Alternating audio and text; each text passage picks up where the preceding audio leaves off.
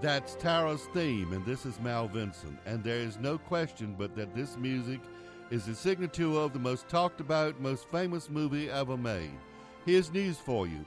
It's back on the big screen where it belongs, and it's for one time only this Sunday at 1 p.m. at the NARO Theater in the Ghent section of Norfolk. The movie, of course, is none other than Gone with the Wind, and I'm going to be there supposedly to introduce it. Let me tell you, the stories behind this movie could fill several books and already have. With adjustments made for inflation, it is still the most seen movie in history, even if it does take 3 hours and 45 minutes to see it.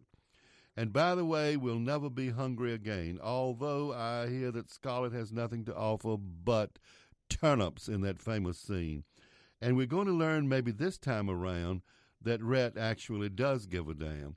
We've lived for years hoping we can change that ending, but the ending, I'm afraid, will be the same.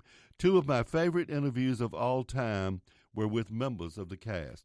Butterfly McLean, who plays Prissy, was in Norfolk several times, once to appear in the musical Showboat at Chrysler Hall.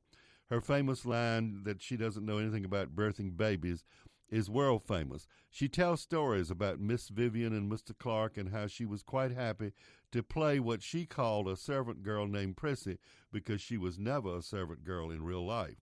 I also had several interviews with the last surviving member of the cast, Olivia de Havilland, a woman who is as gracious as the lady she played in the movie.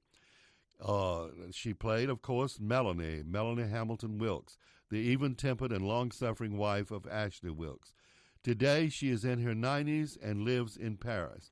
I met Olivia first on the set of Airport 77 on the back lot of Universal Studios, where she was just being dragged out of the water after a scene that required her to almost be drowned. It didn't bother her at all. She was wearing a bathrobe when I interviewed her. But de Havilland was a steel magnolia who could well have been a Southern woman of the period. She had a tough streak that was balanced by her sweetness. I wish I could tell you more about it, but time. Anyway, of course, you should remember that a girl from Norfolk, Virginia, right here, almost played the role of Scarlett O'Hara. Her name was Margaret Sullivan, and she grew up in a well-to-do home in Norfolk. She was known as Peggy here. She made her acting debut at the Norfolk Little Theater before going to Hollywood, where she was one of the great stars of the 1940s and married actor Henry Fonda and director William Wyler. Her favorite co-star was James Stewart, with whom she appeared in The Shop on Main Street, among others. All in all, she never co-starred with Clark Gable, and she never appeared in Gone with the Wind.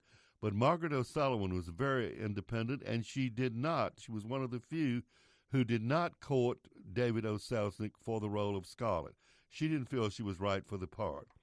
Okay, Gone with the Wind, back again, and I will be there. See you. Bye.